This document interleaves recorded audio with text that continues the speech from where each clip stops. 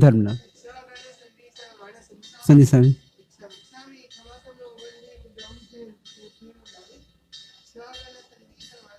पड़ेगा।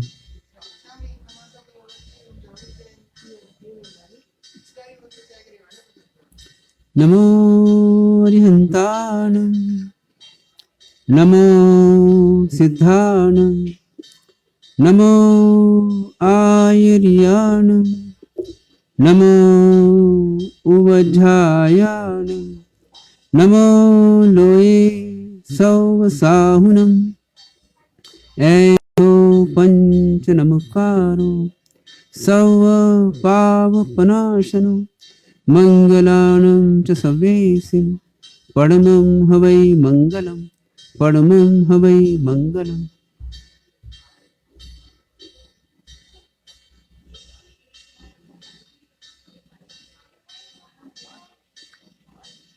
कोई प्रश्न?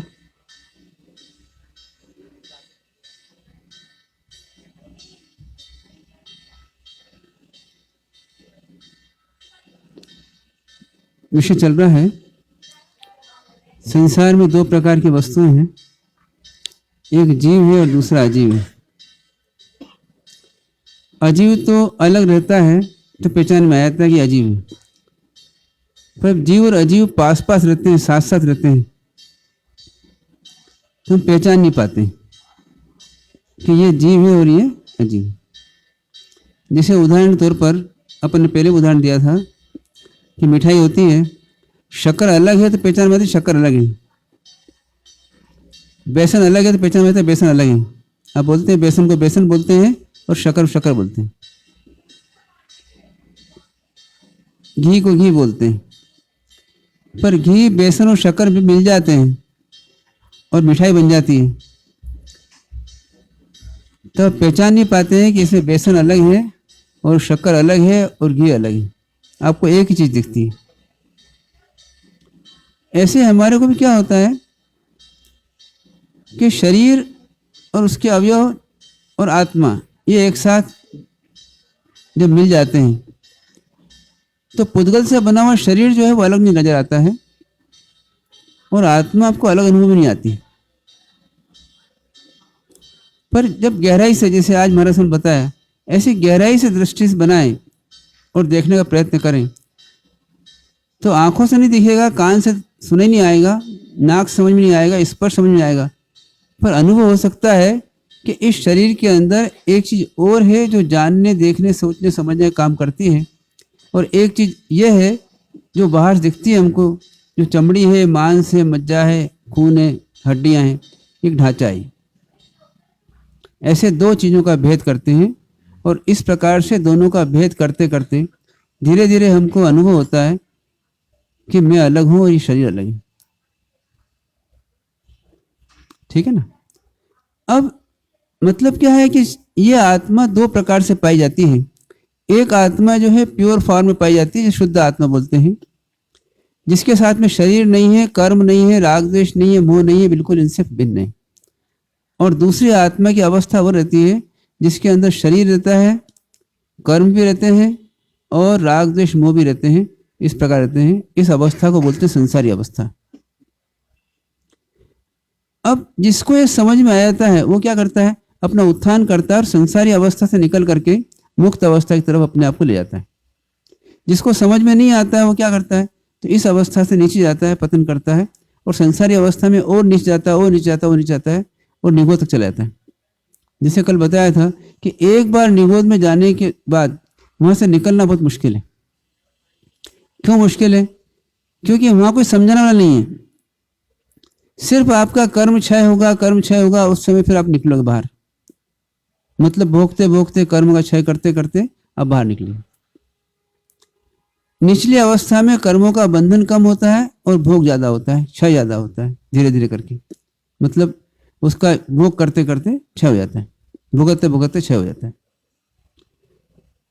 ऊपर की अवस्था में क्या होता है, तो कर्मों का भोगना कम होता है किंतु बांधना ज्यादा होता है। तो उसको हमको समझना है। तो हमें क्या होता है, निरंतर बाहर में संयोग मिलते हैं परिवार मिलता है, पैसा मिलता है, शरीर मिलता है ना, पद मिलता है, प्रतिष्ठा मिलती है, इसलिए मिलती है। इसका कारण क्या है? तो उस कर्म का उदय का कारण से हमें मिलती है। 8 प्रकार के कर्म होते हैं, ज्ञानावरणी, दर्शनावरणी, वेदनी, मोहनी, नाम कर्म, आयुष कर्म, गोत्र कर्म और अंतराय कर्म। इन कर्मों के कारण से हमको ये सब व्यवस्थाएं मिलती हैं। इनमें से 4 कर्म जो होते हैं वो घाती कर्म कहलाते हैं, ज्ञानावरणी, दर्शनावरणी, मोहनी और अंतराय कर्म। ये घाती कर्म कहलाते हैं। ये हमारे आत्मा के गुणों को दबा देते हैं, गुणों का मतलब उसके ऊपर आवरण कर देते हैं और गुणों की शक्ति को कम कर देते हैं। जो नाम कर्म है वो हमको शरीर आदि व्यवस्था देता है। गोत्र कर्म हमको बाहर की व्यवस्था देता है, नीच उच्च का भेदभाव कराता है हमारे अंदर। आयुष कर्म में क्या करता है?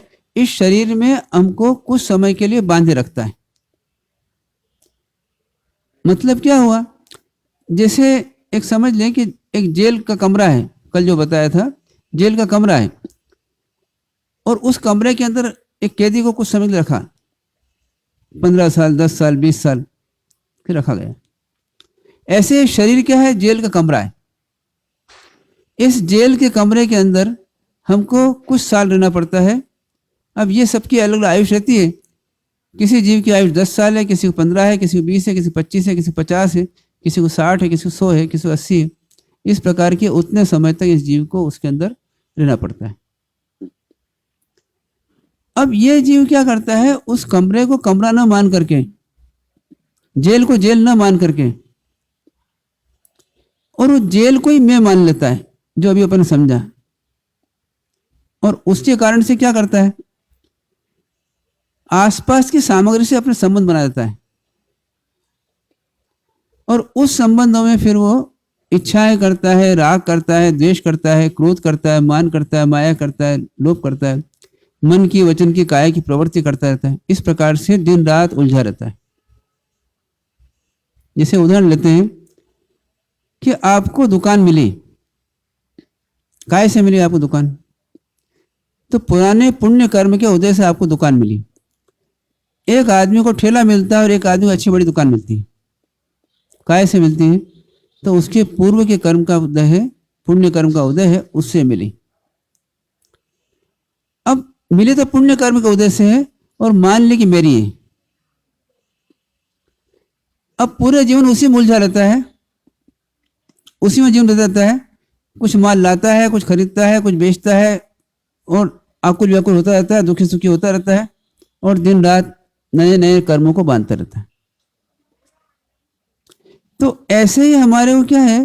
पाप और पुण्य के उदय से व्यवस्थाएं मिलती हैं, पर हम उसे पाप और पुण्य के उदय की व्यवस्था नहीं मानते हुए हम मानते हैं सब मेरी है तो पाप और पुण्य का उदय और मान लिया मेरी, और मेरी मान करके और हम उसमें उलझे रहते हैं। और उसके कारण से क्या होता है? निरंतर हर क्षण नए नए कर्मों का बंधन करते रहते हैं और जो बंधन रहता है वो स्टॉक में चला जाता है, सत्ता बोलते हैं। अब उस कर्म का वापस उदय आता है। जैसे कर्म बांधे उसका उदय आता है और उस उदय में फिर हम अपनापन जोड़ लेते हैं, फिर राग द्वेष मोह करते हैं, कषाय करते हैं, प्रवृत्ति करते हैं और फिर नए कर्मों को बांध देते हैं।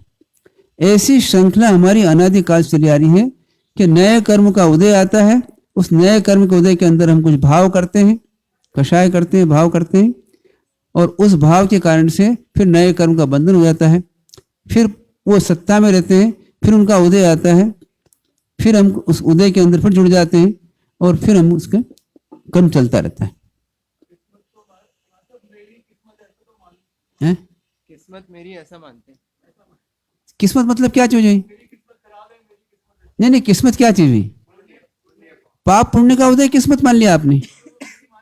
नहीं, मेरी कहाँ है? वो तो पाप पुण्य का उदय है। अब जो बांधा है आपने वो उदय में आएगा। जैसे क्या है कि किसी माल का आपने ऑर्डर दिया, तो जो माल का ऑर्डर दिया वो माल आएगा। अब वो माल आपको रखना पड़ेगा।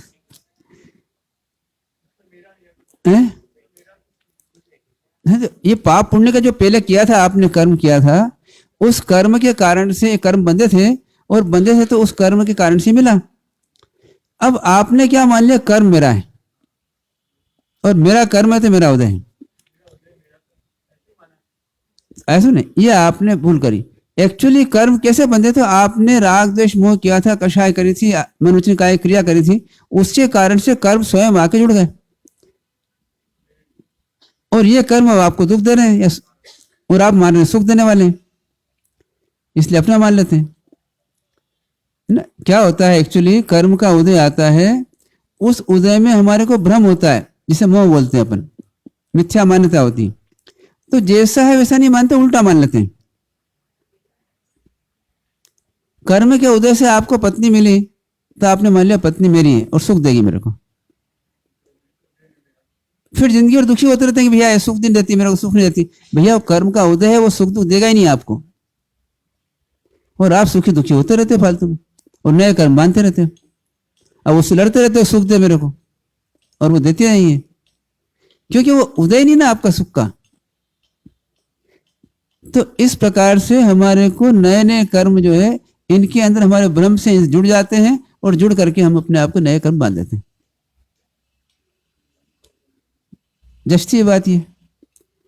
अब जैसे कल बात करी थी कि किसी आदमी को समझ में आ जाए कि मेरी दुकान से घाटा है, तो दुकान बंद कर देता है। ऐसे ही हमको यह समझ में आ जाए कि देखो इन कर्मों के कारण से मैं संसार में भटक रहा हूं, तो क्या करेगा, ये कर्मों की व्यापार जो है उसको बंद करेगा। कर्मों का व्यापार कैसे बंद हो सकता है? तो नए कर्म जो है नहीं बांधना। कल बताया था आप ही लोगों ने कि भाई दुकान बंद करना तो क्या करना पड़ेगा, नया माल नहीं लाना, और पुराना जो है उसको जैसे जैसे बेच करके और पैसा खड़ा करके और जिनका देना उनको दे देना, जिससे फुर्सत हो जाए, फ्री हो जाए। सुना, बिल्कुल व्यापार आता है आपको। ऐसे ही कर्मों को नहीं करना, क्या करना पड़ेगा? तो ज्ञानी पुरुष कहते हैं कि बहुत आसान है, नए कर्म बांधना आप बंद कर दो या कम कर दो, और धीरे धीरे क्या करो, जो पुराना स्टॉक है उसको खत्म कर लो। ठीक है ना? तो अब नए कर्म नहीं बांधना मतलब क्या हुआ, कर्म का उदय आएगा, उस उदय में आपको नहीं जुड़ना। उसको क्या मानना, कर्म का उदय, जो कर्म का उदय आएगा उसे क्या मानना है, ये कर्म का उदय मेरा नहीं है? जुड़ जाते हैं तो फिर भुगतते रहते हैं। वो किस्मत तो खराब ही है, इसलिए कर्म का उदय आया। इसलिए ज्ञानी क्या बोलते हैं कि देखो सब कर्म का उदय है ना, वो खतरनाक ही है। अब ये कर्म कैसे आते हैं, तो आप राग द्वेष करते हो। जैसे उदाहरण देता हूं मैं आपको कि बाजार में आप गए और मिठाई लेकर के आए, आपके थैली में मिठाई है और आप लेके चल रहे हैं। अब रास्ते में कुत्ते मिले आपको, ठीक है ना? अब वो कुत्ते आपके पीछे लग गए,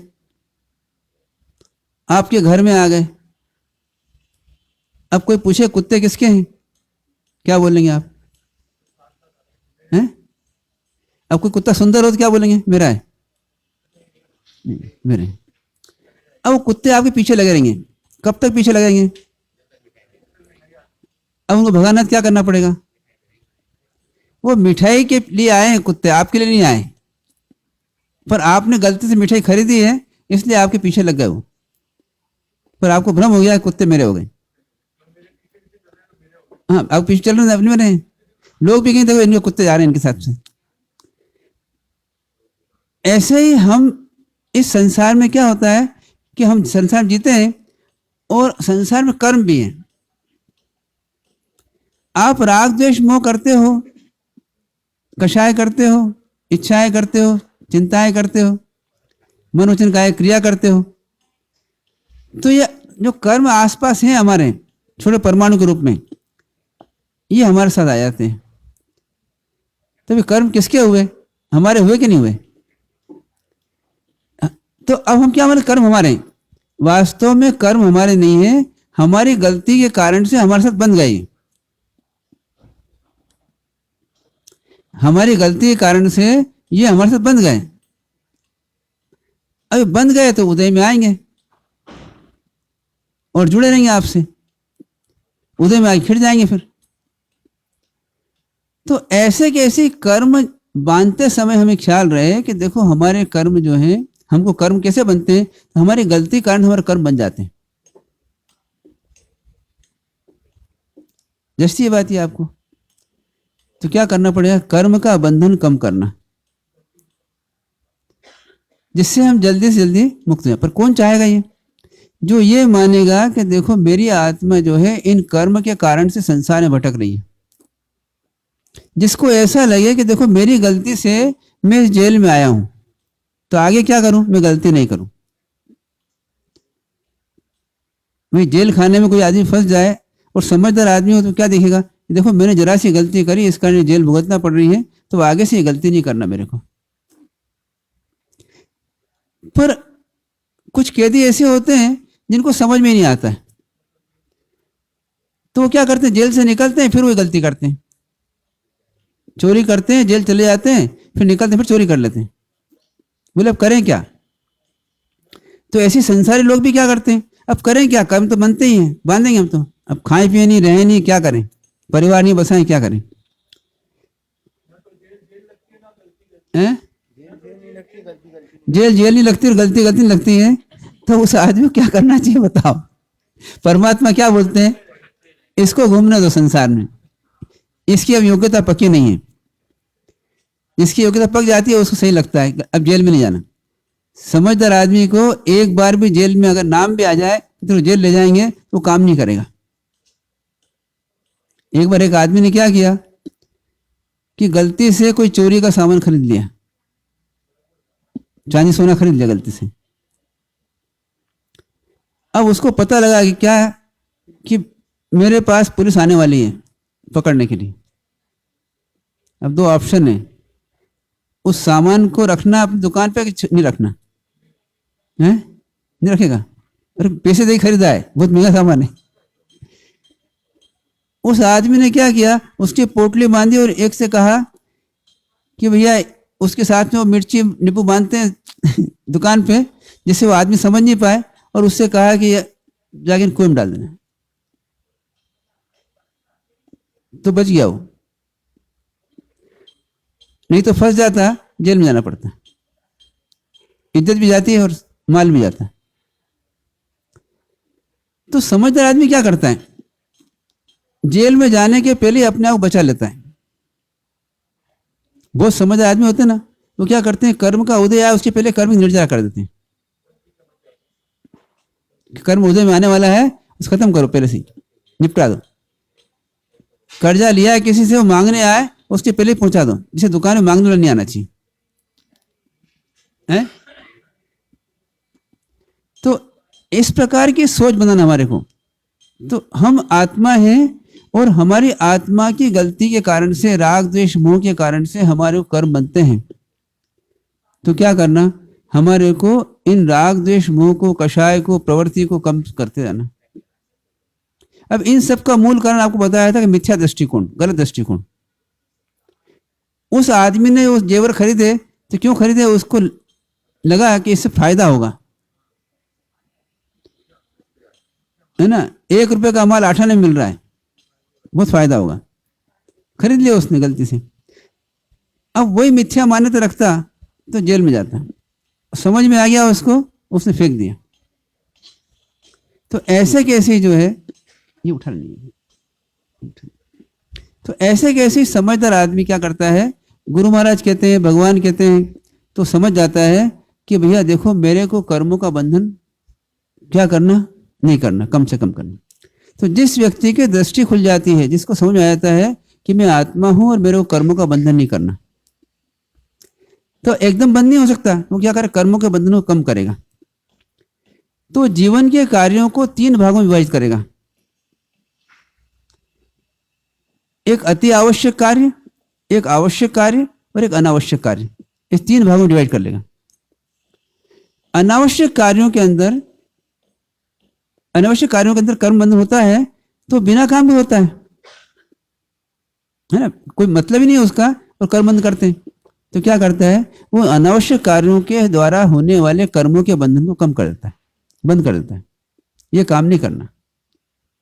जैसे उदाहरण लेता हूं मैं आपको कि एक व्यापारी है, तो अब जीवन चलाना है तो व्यापार तो करना पड़ेगा उसको, तो दिन में व्यापार करता है। अब शाम को जाके क्या करता है वो, तो शाम को जाकर के वो शराब पीता है, जुआ खेलता है। अब क्या हुआ, वो दिन भर का कमाया है उसने और अनावश्यक काम में उसने उजाड़ दिया और साथ में पाप का बंधन कर लिया। अब उस आदमी को समझ में आ गया, एक बार हमारा सुना था एक आदमी के बारे में, समझ में आ गया उसको। तो उसने कहा मैंने साहब ये सब काम कर लिए, जो व्यसन सुनाते हो ना आप, सब व्यसन सब कर लिए मैंने। जुआ भी खेलता हूँ, फिर शराब भी पीता हूँ, फिर वेश्यावृत्ति भी करता हूँ, चोरी भी करता हूँ, सब कर लेता हूँ मैं। पर समझ में आ गया उसको। उसने क्या करा, उसने कहा ये काम बंद, अब मुझे ये पाप के काम नहीं करना। मतलब क्या हुआ, इस काम से मैं निवृत्त हो जाता हूँ और अपनों क्या करा, अच्छे काम में लगा दिया। तो इस प्रकार से समझदार आदमी क्या करता है, अपने जीवनचर्या को देखता है और उस जीवनचर्या के अंदर से जो बिना काम से पाप के काम करता है वो पाप के काम निकालता है। जैसे बीच में हमारे सामने कहा था कि भैया देखिए मेरे झूठ बोलते हैं आप, मान लीजिए, तो अब 24 घंटे आपके पास में 12 घंटे दुकान पे रहते हैं जहां झूठ बोलते हैं, और 12 घंटे घर में रहते हैं वहां भी झूठ बोलते हैं। तो दुकान पे रहते हैं वहां तो ठीक है, आप झूठ बोलते हैं तो एक बार हम छोड़ लेते हैं, अलग अलग कर देते हैं, उसको दो पार्ट कर दें। पर दूसरा एक पार्ट आपका है कि जो घर में आप झूठ क्यों बोलते हैं, या लेडीज लोगों से पूछें कि भैया आप पति से झूठ क्यों बोलते हैं, ये तो व्यापार करते हैं ऐसे झूठ बोलते हैं, पर आप लोग जो है पति से झूठ क्यों बोलते हैं, जबकि ये मानते हैं कि भाई तो अपने आदमी है ना, अपना वाला मानते हैं ना, तो अपने वाला झूठ बोलना चाहिए क्या, नहीं बोलना चाहिए, फिर क्यों बोलते हैं। पत्नी अपनी है, पति अपना ही है, फिर झूठ क्यों बोलना। और झूठ बोलेंगे तो पाप लगेगा, पाप का बंधन होगा। अब बिना किसी कारण के हम झूठ बोलते रहते हैं, तो क्या करें, हम उस आयत को सुधार लें और क्या करें, भैया कोई काम ही नहीं है, झूठ क्यों बोले, क्या बोले? मजाक में भी बोलते हैं, वो भी कर्म बंधन। हाँ कर्म बंधेंगे ना। देखो कर्म जो है, जैसे आप इलेक्ट्रिक काम करते हैं, अब कोई मजाक में हाथ लगा ले वायर को, तो क्या होगा, करंट लगेगा, हैं, करंट लगेगा ना, वो छोड़ेगा नहीं। तो ऐसे कर्म जो है वो तो आपकी प्रवृत्ति को देखते हैं, आपने जो फंक्शन किया, जो कार्य किया, उस कार्य के आधार पर आपके कर्म बंधन हो गए। जैसे भाव किए, जैसा आपका इंटेंशन हुआ, उन सब के आधार पर कर्म बंधन हो गया। तो अब हम सतर्क हो जाएं कि भैया देखो हमको सबसे पहले क्या करना, तो जो अनावश्यक कार्य, जैसे मजाक अनावश्यक है, आवश्यक नहीं थी और आपने कर्म बांध लिए, तो जीवन में हम 3 पार्ट कर दें, आवश्यक कार्य, अति आवश्यक कार्य और अनावश्यक कार्य। तो अनावश्यक कार्य के द्वारा जो हमारे कर्म बंधन हो रहे हैं, उन कर्म बंधन को हम बंद कर दें, या अब एकदम बंद नहीं कर सकते आज के आज, हम क्या करें, उसको धीरे धीरे बंद करने का प्रयत्न करें। इसके लिए हमारे क्या बताया कि भैया आप पहले अनुव्रत ले लो, है ना, और उसके बाद धीरे धीरे कम कर दो। व्रत लेना मतलब क्या, संकल्प करना। संकल्प 2 प्रकार का, एक तो अपन अपने स्वयं संकल्प कर लेते हैं मैं ये काम नहीं करूंगा, पर हमारा स्वयं का संकल्प कभी कभी डगमगा जाता है कि किसी ने देखा था नहीं, आज आपने संकल्प किया, रात को संकल्प किया, शाम को कल उपवास करूंगा, फिर सवेरे उठे आप फिर क्या हुआ, आज उपवास नहीं करना, आज एकादश न कर लो, आबिल कर लो, निमी कर लो, फिर धीरे धीरे करके ना वो 0 पे आ जाता है। होता ना ऐसा, क्यों, कारण क्या है कि हमारा संकल्प शक्ति कम है, मनोबल कम है। तो उसके लिए फिर दूसरा तरीका क्या होता है, आप किसी के सामने संकल्प करो, परमात्मा के सामने, गुरु महाराज के सामने, या अपने रिलेटिव के सामने, तो वो आपको बचा लेंगे। मतलब एक बाढ़ है, संकल्प क्या है, पचकांड क्या है, एक बाढ़ है, आपको क्या करेगी, वो बचा लेगी, रोक लेगी। ये खेत रहता है ना, जानवर नहीं घुसे, उसके लिए क्या करते हैं अपन, कुछ बाढ़ लगाते, तार वार लगाते हैं। तो ये संकल्प क्या है, तो शुरुआत में आप संकल्प शक्ति को बढ़ाओ धीरे धीरे करके, और उस पर जीने का प्रयत्न करो। तो हम पूरा नहीं छोड़ सकते, तो हम क्या करेंगे, उसको पार्ट पार्ट पार्ट कर छोड़ेंगे। जैसे इन्होंने कहा ना, तो पूरा झूठ नहीं छोड़ सकते। ठीक है, आप ऐसा करिए कि घर में तो झूठ मत बोलिए। अब घर में भी बोलने में आया था, सब याद नहीं रहता। भैया एक व्यक्ति चुनिए घर में, इससे झूठ नहीं बोलेंगे। एक टाइम चुनिए, 2 घंटे झूठ नहीं बोलेंगे। कुछ तो करिए ना, आप कहीं से स्टार्ट करिए कि भैया 1 घंटे झूठ नहीं बोलूंगा मैं। जैसे एक आदमी पाउच खाता है, अब दिन भर पाउच खाता हो, तो उसे क्या बोलते हैं कि भैया तू 1 घंटे के लिए छोड़ पाउच। ऐसे हमको धीरे धीरे धीरे धीरे गुरु महाराज ऊपर उठाते हैं। जैसे एक आदमी जो है दिन रात खाता है, कभी भी खा लेता है, दिन में भी खा लेता है, रात को भी खा लेता है, शाम को भी खा लेता है, सुबह भी खा लेता है। अब उसको क्या करते हैं, धीरे धीरे स्टेप बाय स्टेप आगे बढ़ाते हैं। तो क्या करते हैं, उससे कहते हैं भैया देख, तू 10 बजे सोता है और सुबह 8 बजे उठता है, 7 बजे उठता है, तो इस बीच में तो खाते ही नहीं कुछ भी। इस बीच का पचकान ले ले कि 10 बजे से लेकर के और सुबह 7 बजे तक नहीं खाऊंगा मैं, तो राजी हो जाता है, ठीक है। अब उसके बाद कुछ कुछ लोगों क्या होता है, शंका होती है, कभी रात को भूख लग गई तो है ना, तो क्या तो कोई क्वेश्चन आंसर नहीं है, तो समझाया जाता है उसको, भैया 1 आध दिन चला ना, तुम अपने मन को पक्का कर कि कभी कभी लग गई, कभी किसी कारण से, तो कल फिर भी नहीं मानता, चलो छूट रख ले तेरे को 4 दिन की छूट दे देते हैं, 5 दिन की छूट दे देते हैं, 25 दिन तो पालना। तो इस प्रकार से मनोबल का विकास करके और उस जीव को इन पापों से बचाने का प्रयत्न करते हैं। देखो गुरु महाराज जो रहते हैं ना, ये हमारे दुश्मन नहीं है, सबसे पहले तो ये मानो, शुभ चिंतक है। मैं क्या मानते हो आप हैं? दुश्मन लगते हैं अब आपको क्या लगते हैं बताओ, दुश्मन लगते हैं ना हैं? तो देखिए ये मान चलना कि देखो ये तो कुछ लेते नहीं अपने से और अपने उपकारी है, मतलब तो ऐसे व्यक्ति का विश्वास किया जा सकता है अपने को। तो ये जो भी कहेंगे ये हमारे भले के लिए कहेंगे, ठीक है। हमारी शक्ति नहीं, हम रिक्वेस्ट करेंगे, हमारी शक्ति नहीं है तो बताएं कैसे शक्ति बढ़ाई जा सकती है। तो इस प्रकार धीरे धीरे क्या होता है, एक व्यक्ति को कहां तक ला सकते हैं। तो जैसे पहले कहा कि भैया तो सोता है, उस समय छोड़ दें। अब मन क्या बोलता है, कभी जग गया तो, कभी नींद खुल गई तो, ऐसा हो गया तो, ऐसा क्वेश्चन करता है। उसको हमें समझाते हैं, तो जितने छूट देते हैं, करके दे 1 महीना, फिर 1 महीना पूछते हैं क्या प्रॉब्लम आया, बोले नहीं कोई प्रॉब्लम नहीं आया, ठीक है। अब 5 दिन के बाद 2 दिन छूट रख लें, फिर देखते हैं क्या प्रॉब्लम आया, कोई प्रॉब्लम नहीं आया, चल अब 1 दिन छूट रख लें, अब छूट भी छोड़ दें, छोड़ देता हूँ आसानी से।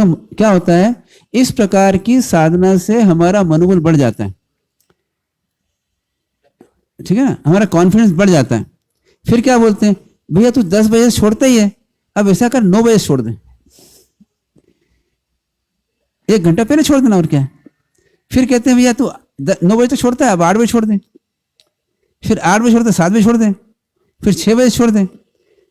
तो ऐसे करके 6 बजे से लेकर के सुबह तक खाना बंद करता हो। फिर दिन में भी क्या होता है, तो उसको बताते हैं भैया तो दिन में 6 बार खाता है तो 5 बार कर दे, 4 बार कर दे, 3 बार कर दे, 2 बार कर दे। देखो जीवन में जीने के लिए हम कुछ आदतों को सुधार सकते हैं, ये हमारा कॉन्फिडेंस आना चाहिए कि हम धीरे धीरे प्रयत्न करेंगे, सुधर सकते हैं। ऐसी कोई आदत नहीं सुधर नहीं सकती। क्या होगा, धीरे धीरे आपके जीवन का विकास होगा। तो इस जीवन में हमारे 2 पार्ट करें। एक पार्ट क्या करें, हम जीवन निर्वाह का काम करते हैं, और दूसरा पार्ट क्या, हमारा जीवन निर्माण का काम। अब ये दूसरे पार्ट में हम गलती कर जाते हैं कि निर्माण के बदले पतन कर देते हैं। जैसे बताया जीवन निर्वाह के लिए तो आपको 12 घंटे दे दिए, जीवन निर्वाह कर लो, पर बाकी 12 घंटे क्या करना। तो 12 घंटे आपके 2 ऑप्शन है, या तो जीवन का पतन का काम करो या जीवन के उत्थान का काम करो। तो समझदार आदमी क्या करता है, इस पीरियड को उपयोग करके अपने जीवन के विकास में लगा देता है। क्या होगा, जैसे कभी ऐसे मौका आता है, जैसे अभी कोरोना आया था, अब कई लोगों ने कहा कि हम तो बहुत बोर हो गए, हम तो ये हो गए, फिर ताश खेलना चालू कर दिया, शराब पीना चालू कर दिया, ये कर दिया, वो कर दिया, ऐसा बताए। पर कुछ लोग हमको ऐसे ही मिले कि हमारे से बहुत अच्छा मौका मिला, हमारे को हमारा स्वाध्याय बढ़ गया, हमारे प्रतिक्रमण याद हो गया, हम रोज सुबह शाम प्रतिक्रमण करने लग गए, स्वाध्याय करने लग गए, ध्यान करने लग गए, मंदिर दर्शन फोटो से कर लेते देख करके, वो जो नहीं सीखे सीख गए, हम सब याद कर लिया हमने। ऐसे लोग मिलते हैं हमको, काफी लोग मिले ऐसे हमारे। अब देखिए दोनों प्रकार के लोग मिले। एक व्यक्ति कहता है कि मैं पहले करता था, मंदिर बंद हो गया, अब क्या करूं, पूजा कहाँ करूं, मंदिर बंद हो गया, पूजा कहाँ करूं, चैतन्य कहाँ करूं। आप बोलते मंदिर जाओ करूं, मंदिर जाते हो कैसे, पूजा कैसे करूंगा, चैतन्य कैसे करूंगा। फिर क्या करते हो भाई, सोए रहता हूं।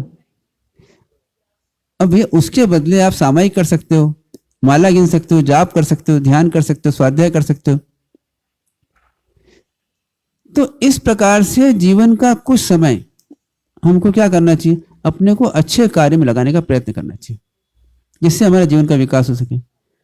तो हम दो प्रकार के कार्य कर सकते हैं, एक अशुभ का कार्य कर सकते हैं, एक शुभ का कार्य कर सकते हैं। हमारे पास हर समय ऑप्शन है, हम अशुभ से भी काम कर सकते हैं और शुभ से भी काम कर सकते हैं। तो कम से कम जिस समय फ्री होते हैं, निवृत्त होते हैं, उस समय अशुभ से बचने का प्रयत्न करो। अब अशुभ से बच करके हम क्या करेंगे, या तो शुभ का काम करेंगे या शुद्ध में जाएंगे। तो इस प्रकार से हमारे जीवन का विकास होगा। और सेकंड पार्ट हमारा होता है जीवन का निर्वाह का। तो जीवन निर्वाह के अंदर हम किस प्रकार से पापों को कम कर सकते हैं, उनको समझें, जानें और जान करके हमारे पाप की वृत्तियों को कम करें। इस प्रकार से अपने जीवन को हम विकास कर सकते हैं। तो धर्म को जान के हमें क्या करना, तो अपने जीवन के अंदर अपने विकास कर लेना। तो क्या हुआ, जीवन निर्वाह के कार्यों में हम पाप को कम करते जाएं और हमारी जो आवश्यकताएं हैं उन आवश्यकता पूर्ति करते जाएं और अनावश्यक छोड़ते जाएं।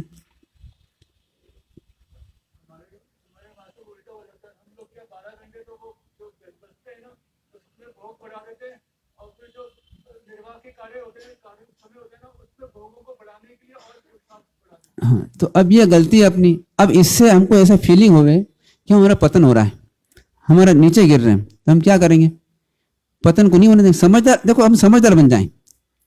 समझदार कैसे बनेंगे, तो गुरु महाराज शिक्षालय में, किताबों शिक्षालय में, परमात्मा शिक्षालय में, और हम धीरे धीरे अपने आप को समझदार बनाएं और अपनी समझ का सदुपयोग कर लें।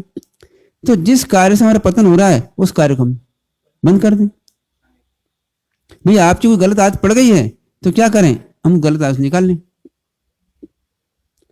धीरे धीरे हम जिस प्रकार से उधर आगे बढ़ें, जैसे एक आदमी मान लीजिए पाउच खाता है, तो पहली बार जब पाउच खाया था उसने, जब उसको उल्टी हुई, घबराहट हुई, सब हुआ, तो उसने थोड़ा खाना चालू किया, पूरा नहीं खाया, थोड़ा खाया, फिर थोड़ा खाया, थोड़ा खाया।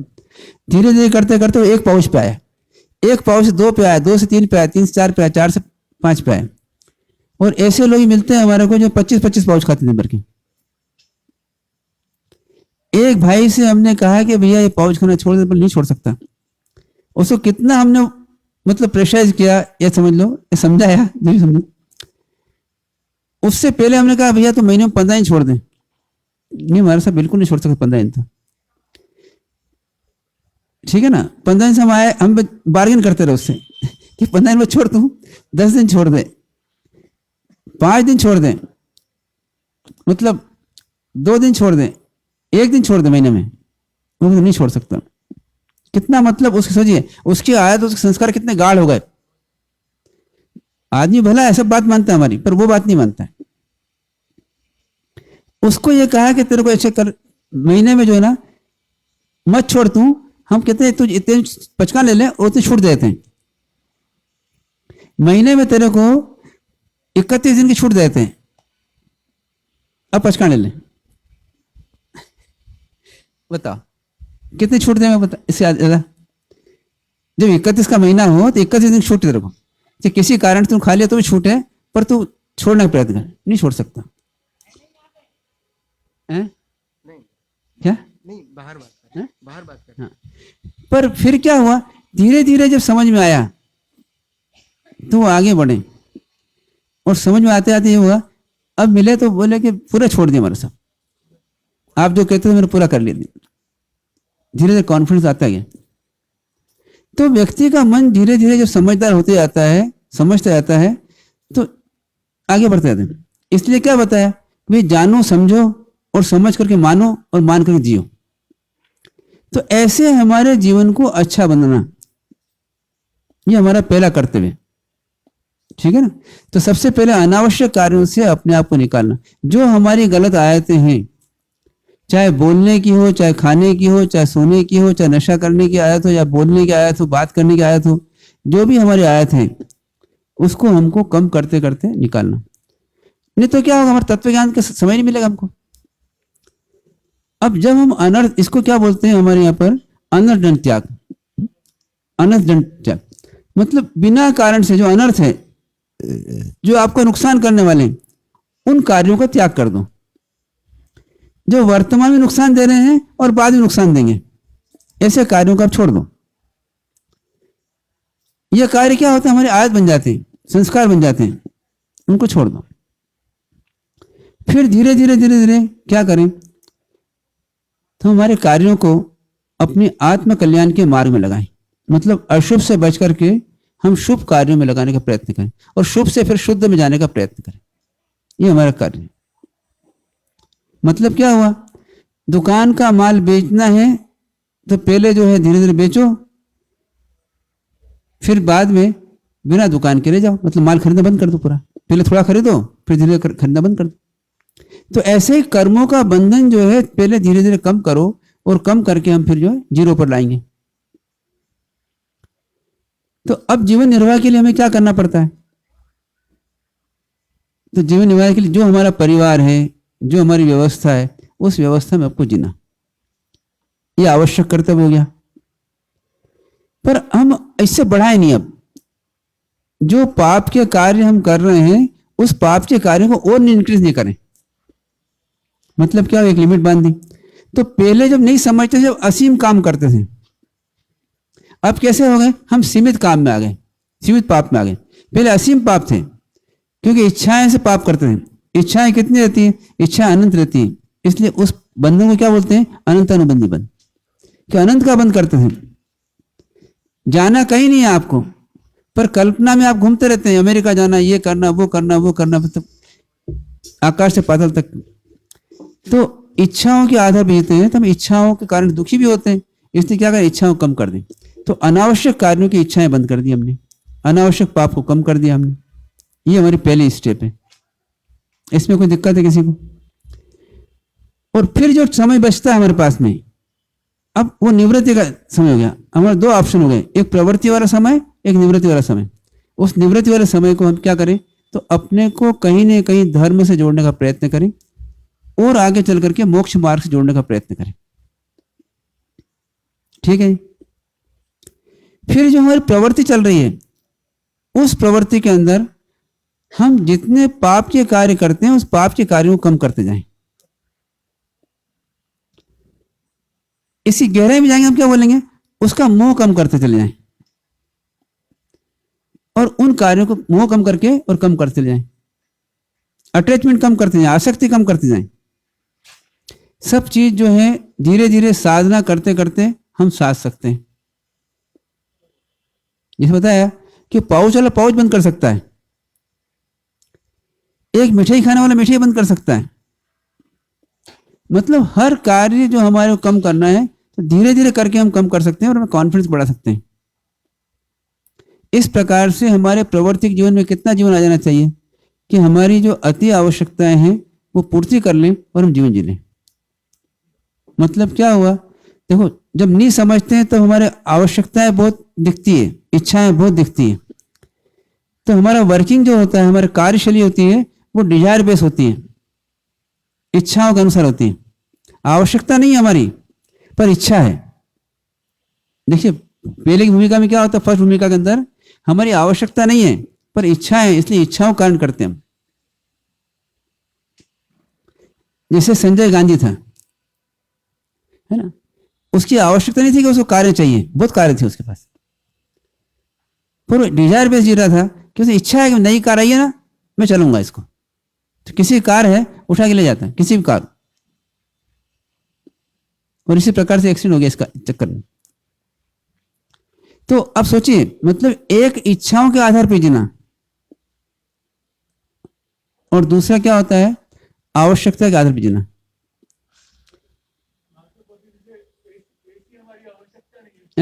आवश्यकता नहीं है, आवश्यकता नहीं है।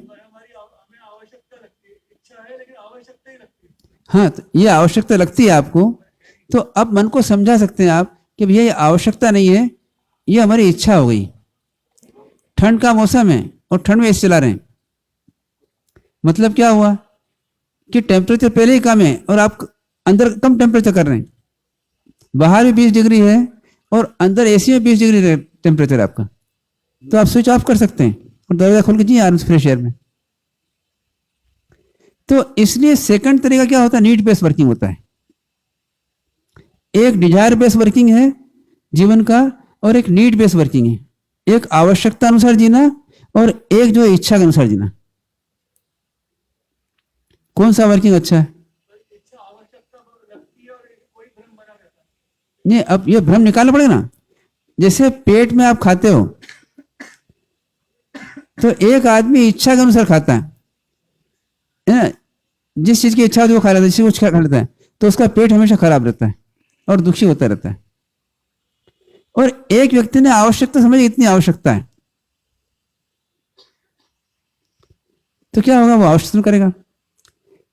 देखिए कुछ जगह हम आवश्यकता अनुसार ही काम करते हैं। पेट में खाते हैं तो इतनी आवश्यकता उतनी खाते हैं। 4 रोटी की भूख है, 4 ही खाते हैं, भले आपके डिब्बे में 16 रोटी हो, कितनी खाओगे? डिब्बे में 16 रोटी है तो भी आप 4 रोटी खाओगे, क्योंकि जगह ही नहीं है पेट में, आवश्यकता इतनी है हमारी। तो कई जगह हम आवश्यकता अनुसार ही काम करते हैं। गाड़ी में पेट्रोल डलवाना है तो कितने डलवाते हैं भैया, फुल टैंक कितने डलवाओ? ऐसा नहीं कि मेरी इच्छा हो 30 लीटर डलवाओ, 30 डलवा लूँ। उसमें 15 लीटर पहले से ही और कैपेसिटी 30 की है तो 15 डालो। ऐसा नहीं करते हैं आपको 30 डाल दे भैया। तो ये क्या हुआ, आवश्यकता अनुसार जीना, जीवन की आवश्यकता को समझना और उस आवश्यकता के अनुसार हमारा जीवन जीना। देखिए बहनें जो है खाना बनाती, भोजन बनाती हैं, घर में 4 लोग हैं और 4-4 रोटी खाते हैं। कितनी रोटी बनाते हो आप? घर में 4 लोग हैं और 4-4 रोटी खाते हैं, कितनी रोटी बनाते हो आप? हैं? 16 रोटी, ठीक है ना। एक आध 2 एक्स्ट्रा बना ली, इससे ज्यादा नहीं बनाते ज्यादा। ऐसा नहीं होता आटा पूरा डब्बा भरा हुआ है सबकी बना लो, नहीं करते ऐसा। तो वहां पर आपने बिल्कुल बचत कर लिया आपने। पर इस शरीर को नहलाने की आवश्यकता है तो कितना पानी चाहिए? परमात्मा की प्रतिमा है 41 इंच की, उसको प्रक्षाल करना है, तो कितने कलर से प्रक्षाल करते हो आप? परमात्मा की प्रतिमा है 41 इंच की, आपके बराबर की, ठीक है ना, उसका प्रक्षाल करते हो, कितने कलर से प्रक्षाल करते हो? हैं? क्या? 3-4 कलर, अधिक से 4 कलर से, है ना, और पूरे भगवान नहा लेते हैं। तो उतने बड़ा शरीर आपका भी है। अब कितना पानी चाहिए आपको बताओ, कितना पानी चाहिए? हैं? 1 बाल्टी कम से कम। कम से कम 1 बाल्टी, चलो 1 बाल्टी मान लेते हैं। पर आप टब में नहाते हैं, कितना पानी लगता है उसमें? एक बार टब को फिल करते हैं, उस टब में नहाते हैं, कितना पानी लगता है? कितने लीटर लगता है? हैं? 15 बाल्टी। कितने लीटर लगता है? हैं? 100 लीटर के आसपास। छोटा टब होता है 250 लीटर का और बड़ा टब रहता है 400 लीटर तक होता है, ठीक है ना। फिर एक बार नहा लिया उसके अंदर, फिर उस साबुन का पानी निकाल करके फिर दूसरा डालते हैं उसमें, साफ पानी नहाते हैं फिर। अब ये क्या हुआ आपका? नीड बेस्ड वर्किंग नहीं हुआ, ये सिर्फ इच्छा पूर्ति करने के लिए डिजायर बेस्ड वर्किंग हो गया। डिजायर बेस्ड वर्किंग अंदर क्या होगा, आपने बहुत सारा वेस्टेज कर दिया, पानी का वेस्टेज कर दिया, उस पानी में जो पैसा लगा उसको वेस्टेज कर दिया, समय का वेस्टेज कर लिया और पाप कर्म को तीव्र बांध लिया। अब वही हम समझ लें कि भैया देखो आवश्यकता तो हमारी 4 कलश की है, अब 4 कलश के बदले हम 4 मग्गे से नहा लें। 1 बाल्टी से नहाते हैं, हम आधी भी कर सकते हैं उसको, है ना। पानी से जाते हो वो थोड़ा सा पानी देता है तो नहा लेते हो उसके अंदर और मौका है आधे पानी में नहा सकते हो आप। 4 बार नहाते हो तो 1 बार में काम चल सकता है आपका।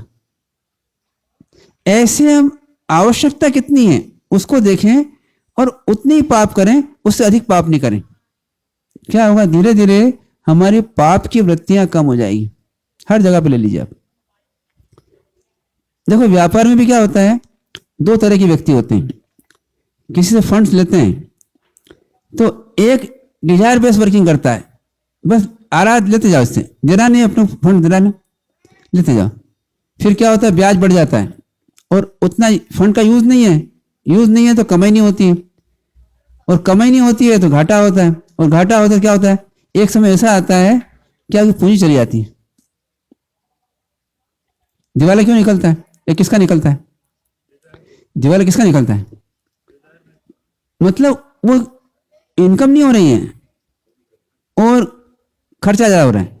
अब खर्चा कायम ज्यादा हो रहा है तो कुछ तो फिक्स एक्सपेंडिचर है पर कुछ वेरिएबल है, ब्याज का वेरिएबल है। आपकी आवश्यकता उतना ब्याज ले देवे, बाकी ब्याज नहीं देवे। बैंक क्या करती है आपको, जब बैंक से लोन लेते हैं तो वो आपकी आवश्यकता देखती है कि इतनी आवश्यकता है इतने लोन देंगे, इसे नहीं। फिर क्या होता है, समझदार आदमी क्या करता है, उसमें भी इकट्ठा लोन लेता है, वो शीशे लोन ले लेता है कि भाई जिस दिन जितनी आवश्यकता है उतने ले लूंगा मैं, तो वो आदमी घाटा नहीं होता है और वो अपने प्रॉफिट बढ़ाते जाते हैं। पर एक आदमी है कि भैया मेरे को आवश्यकता नहीं तो दे दे आप पैसे, तेरा ब्याज देता रहूंगा मैं। अब क्या हुआ, आपका ब्याज का मीटर चल रहा है निरंतर, आवश्यकता नहीं है, पड़ा हुआ है आपके पास, बेकार पड़ा हुआ है। तो ऐसे ही जीवन में भी हम बहुत सारे पाप के काम ऐसे करते हैं जिनकी हमें जीवन पे आवश्यकता नहीं है और उन कार्यों करते रहते हैं। तो क्या करना, उस आवश्यकता को समझना और आवश्यकता के अनुसार कार्य करना, जिससे हमारे पाप के बंधन कम हो जाए। तो क्या हुआ, जीवन निर्वाह के समय में हमारे पाप को कम करते जाना। और फिर एक और चीज बताई कि पाप हो जाए तो खेद होना चाहिए हमारे को कि मेरे से पाप हो गया और आगे नहीं करना। क्या बताया कि शाम को बैठ करके देखना कि आज मेरे जीवन में या दिन भर में मेरे क्या क्या पाप हुए, मैंने कौन सी चीज आवश्यकता से अधिक कर ली बिना काम से। एक बहन भी होती है और कभी मान लीजिए भोजन बनाती है और आपने कहा कि आज मेहमान आएंगे तो थोड़ा ज्यादा बना लिया और मेहमान नहीं आए तो क्या बोलती है कि भैया आप पहले से बताया तो नहीं आएंगे तो मैं इसकी व्यवस्था कर देती, कुछ खाकर बना लेती, रोटी बेकार नहीं जाती। तो ऐसे ही समझदार आदमी क्या करता है, अपने दिन भर की चर्या को देखता है शाम को बैठ करके, और रात भर की चर्या को सुबह बैठ देखता है, जिसको बोलते हैं प्रतिक्रमण। क्या देखते हैं उसके अंदर, क्या करते हैं प्रतिक्रमण के अंदर, कि हमने दिन भर में ऐसे कौन से कार्य किए जो कि हमारे जीवन की आवश्यकता नहीं थी और हमने कार्य किए पाप के, ये मुझे नहीं करना चाहिए थे, मेरी गलती है। फीलिंग करना, देखिए एक बोल देते हैं आप सूत्र, और एक फीलिंग करना, महसूस करना कि ये जो कार्य हुए मेरे द्वारा, मेरी गलती थी, दुष्कृत थे, मुझे नहीं करना चाहिए थे और मैंने किए, अब आगे से मैं नहीं करूंगा। तो आगे से मैं नहीं करूंगा, इसे क्या बोलते हैं, पचकांड बोलते हैं, प्रत्याख्यान। 3 कार्य करते हैं हम, आलोचना, प्रतिक्रमण और प्रत्याख्यान। कोई कार्य समझ में नहीं आता हमको, गलती हमारी, तो हम गुरु महाराज के पास जाते हैं और उनको बताते हैं देखो ऐसा ऐसा हो गया, तो गुरु महाराज कहते हैं गलती है तुम्हारी, ये नहीं करना चाहिए। इसको बोलते हैं आलोचना। स्वयं का निरीक्षण करें, उसे बोलते हैं प्रतिक्रमण, कि अपने आप का देखना कि मेरे द्वारा ये गलती हुई, मुझे नहीं करना चाहिए। आप यहां से जा रहे हैं और किसी ने आपको कोई चीज दी, मान लो आपके वो क्या बोलते हैं कोई नगीना है और वो आपको दिया और आपने जेब में रख लिया, वो जेब में से गिर गया रास्ते में। अब क्यों गिर गया, तो आपको समझ आया जेब फटी थी। तो क्या करेंगे, दूसरे समय से आप बराबर ध्यान रखेंगे कि भैया नगीना रखने के पहले देख लेना जेब फटी तो नहीं है ना, सतर्क हो जाए ना। अब ऐसे कैसे हमारे जीवन के अंदर हमको देखना कि देखो हम ये जो पाप कर रहे हैं या हो रहे हैं हमारे से पाप, ये हमारी गलती है, मुझे नहीं करना चाहिए, और आगे से क्या करूं, इनको कैसे कम कर सकता हूं, ये सोच करके उनको कम करने का प्रयत्न करना। क्या होगा, जो आप आवश्यक कार्य करते हैं जीवन निर्वाह के लिए, उनमें भी पाप की कमी होती चली जाएगी। उसका फायदा क्या होगा, अब अपने आप को दुर्गति में जाने से बचाते जाएंगे। जैसे नगीना गिर गया तो आपको लगा कि मेरा पैसा चला गया, मेरा नुकसान हो गया। ऐसे ही कर्म बंधन होते हैं पाप के द्वारा, तो हमें फीलिंग होना चाहिए कि मेरा नुकसान हो रहा है, ये कर्म भोगना पड़ेगी मेरे को। इसके लिए कई बार बोलते हैं हम लोग कि कभी सभी आप अस्पताल में जाके देखा करो, तुम्हें पता लगेगा। देखो लोगों को कितने पाप कर्म भोगने को मिलते हैं, कैसी कैसी अवस्था होती है। कभी हड्डी के अस्पताल में जाओगे तो कोई करा रहा है, कोई चिल्ला रहा है, कोई पांव ऊंचा कर रहा है, कोई ऐसा पांव पट्टा बंधा हुआ है, ये देखोगे आप। ऐसे दूसरे हॉस्पिटल में जाओगे तो हमें दिखेगा एक से बीमार दिखेंगे आप। तो उससे अपने कदम जो है, हमारे पाप करने की प्रवृत्ति जो है वो कम होती चली जाए। ये पहली स्टेप है कि हम अपने जीवन जीने के अंदर हमारे पाप के कार्यों को कम करें। हो सकता है ऐसा। अब इसके लिए क्या करें? तो इसके लिए भैया गुरु महाराज समझाएंगे, शास्त्र समझाएंगे, समझो आप और अपने जीवन को ठीक करते जाओ। बहुत आसान काम है, डिफिकल्ट नहीं है करने वाले के लिए। नहीं करने वाले के बहुत डिफिकल्ट है। भाई पढ़ो या समझो गुरु महाराज से, उसके बाद में आप सोचो और उसमें आप क्या कर सकते हो उसको करने का प्रयत्न करो। और गलती हो जाती है आप खेद करो, भैया गलती होगी, मेरे से नहीं होना चाहिए और आगे मैं नहीं करूंगा, ऐसा प्रयत्न करो। इसका नाम क्या है? आलोचना, प्रतिक्रमण, प्रत्याख्यान। करना चाहिए, करना जैसा। एक दुकानदार भी क्या करता है, शाम को देखता है माल क्या भाव लाया था, कितने में बिका, कितना फायदा हुआ। नुकसान हो जाए मान लो तो वो क्या करता है, आगे इस माल को अपनों नहीं लाना, इसमें नुकसान होता है, इसको अपनों नहीं बेचना। निर्णय कर लेता है। ये निर्णय क्या है? पचकाने उसके कि आगे माल लेके नहीं आऊंगा मैं, ऐसे में ये पाप नहीं करूंगा, ये गलती नहीं करूंगा, ये उसके पचकान हो जाते हैं। इस प्रकार से अपने जो व्यवहारिक जीवन है इसका विकास करना, और इसके साथ साथ जो समय बचता है अब उसमें हम आध्यात्मिक जीवन का विकास करें, उस पॉइंट पे आएंगे आगे, है ना। ओम शांति।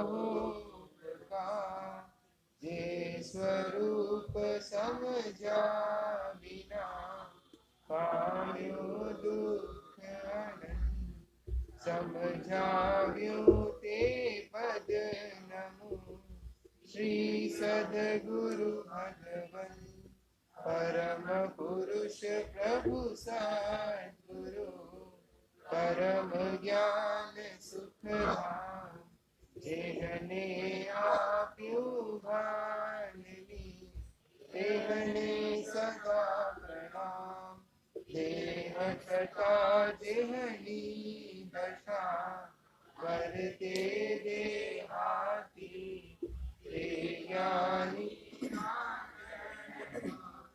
ओ वंदन अग्नि, ओ वंदन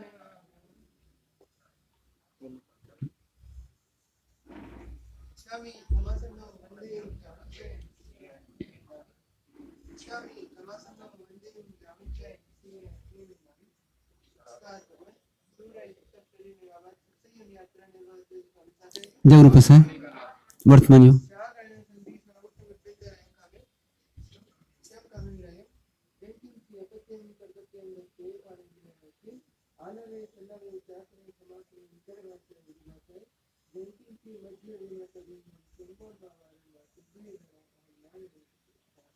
धर्मलाल